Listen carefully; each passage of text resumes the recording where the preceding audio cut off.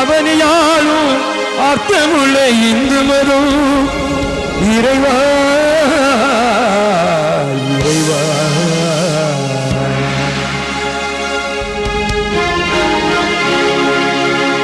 அழைக்கிறது அழைக்கிறது அர்த்தமுள்ள இந்து மதம் அழைக்கிறது அழைக்கிறது அழைக்கிறது அழைக்கிறது அர்த்தமுள்ள இந்து மதம் அழைக்கிறது அழைக்கிறது ஆன்மீக இந்து மதம். பொங்கி எழும் பாரதமே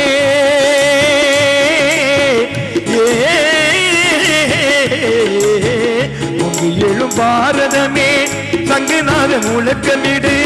பொங்கி எழும் பாரதமே சங்கநாத முழக்கமிடு. அழைக்கிறது அழைக்கிறது அர்த்தமுள்ள இந்து மதம் அழைக்கிறது அழைக்கிறது ஆன்மீக இந்து மதம்.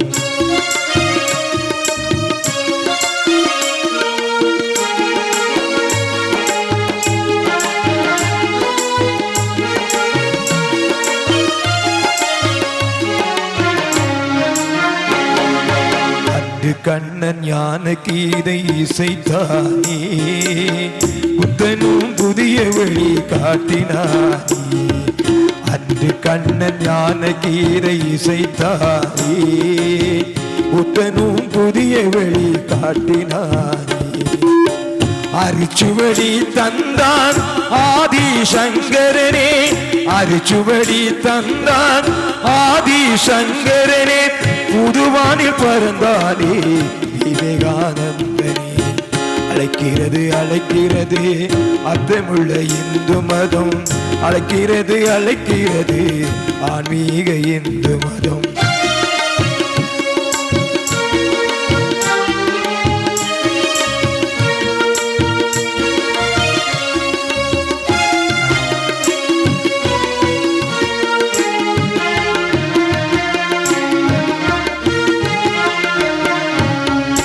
ஞான வழி தந்தான் அரவிந்தன் யோகம் நான்கினையும் இணைத்தானே.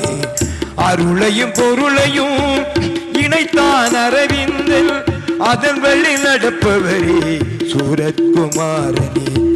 அழைக்கிறது அழைக்கிறது அர்த்தமுள்ள இந்து மதம் அழைக்கிறது அழைக்கிறது ஆன்மீக இந்து மதம்.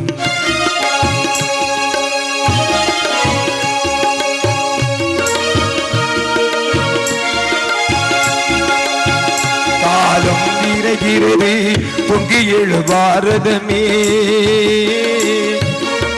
சங்கநாதம் இட்டு பொங்கி எழு பாரதமே. புதிய பாரதம் அடைப்போ புதிய உலகினை அடைப்போ அவர் வழி நடப்போ அகிலத்தை திரட்டுவோம்.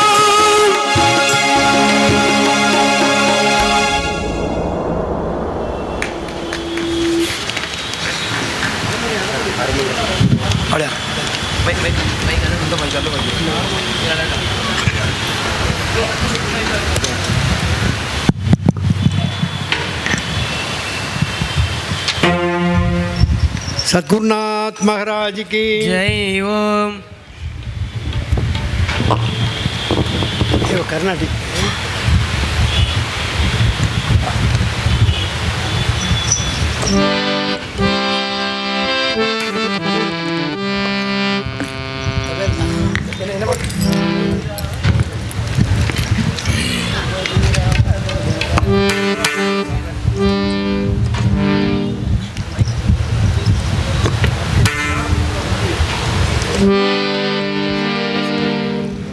அன்பார்ந்த புண்ணியாத்மாக்களே, இந்த பஜனை மேளாவை ஏற்பாடு செய்த பகவானுடைய அருள் குழந்தைகள் விநாயக பெருமானுடைய அருள் குழந்தைகள் திருவாளர்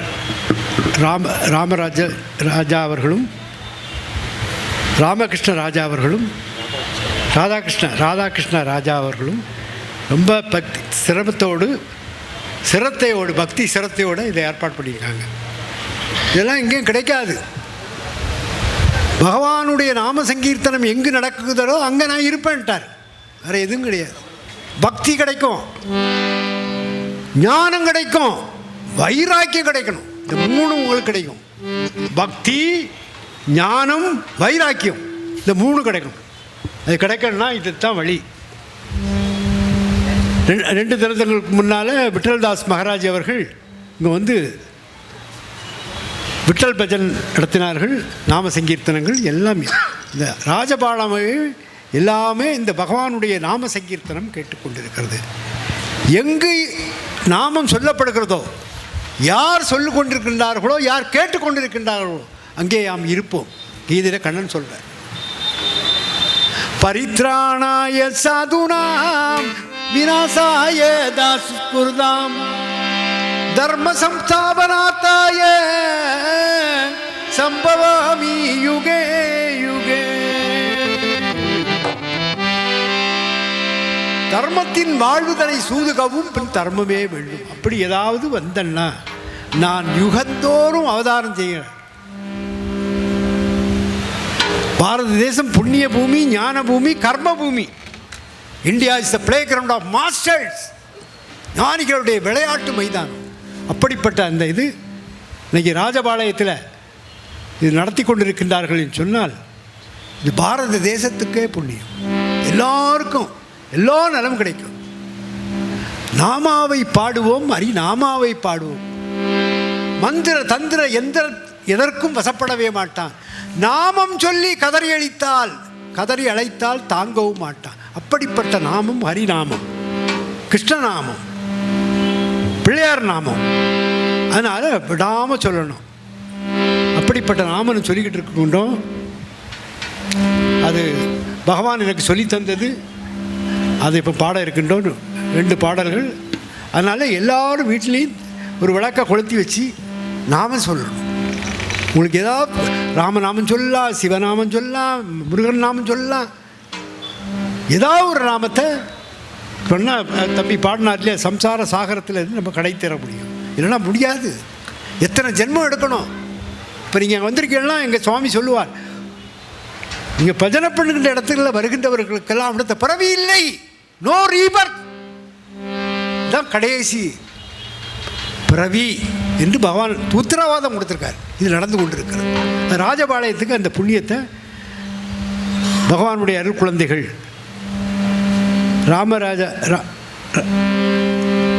ராமராஜா ராதாகிருஷ்ண ராஜா 2 பேரும் வருடம் அதை செய்து கொண்டிருக்கிறார். அது முக்கிய பங்கு அவர் தான்.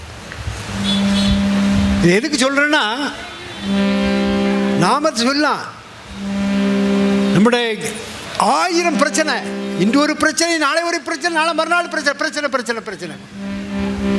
குழந்தைகளால் பிரச்சனை, தந்தைகளாக பிரச்சனை, அம்மாவால் பிரச்சனை, மனைவியால் பிரச்சனை. இப்போ இந்த பிரச்சனையை எப்படி சாதிக்க முடியும்? இறைவனுடைய திருநாமம் ஒன்றே உன்னை ரட்சிக்கும். அப்படிப்பட்ட நாமத்தை சொன்னால் என்ன ஆகும்? சம்சார சாகரத்திலிருந்து கடை தேரலாம். நம்மளை கை கொடுத்து தூக்குவான். அதான் கண்ணன் சொன்னது என்ன கீதையிலே, அதை கருத்துடன் கேட்டுடுவோம் வாழ்வினிலே. அண்ணன் தம்பி இன்னைக்கு பணம் இருந்தால் வருவான், நாளை பிஸ்னஸ் இருந்தால் வருவான், இல்லைன்னா கண்டுக்கிடவே மாட்டான். பெரிய பிஸ்னஸ் ஆட்கள்லாம் போயிட்டு இருப்பாங்களா, போகிறான்ப்பா அப்படி சொல்லிடுவோம். அதனால் நம்முடைய வாழ்க்கை, உன் மனம் உனக்கு அடங்கினால் உலகமே உனக்கு அடங்கன்ட்டான். மனசு அடக்கணும்னா யார்? நம்ம உள்ளதான் இருக்குது.